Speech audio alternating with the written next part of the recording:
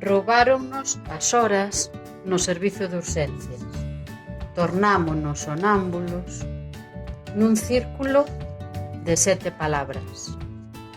Non hai outro camiño que berrar. Non volvas. É a hora de despertarmos xuntos e coas mellores intencións reunir un cesto de mazás sabendo que nos queda un futuro imperfecto. Sentimos un abrallo infinito. Amamos a liberdade. Reclamamos que non somos unha xeración perdida, aínda que vivamos na periferia e os nosos televisores sexan estrábicos. Mergullados nesta transición ecolóxica, vivimos un mes de abril que permanecerá para sempre na nosa memoria, levándonos ao descoñecido, procurando o espello do mundo.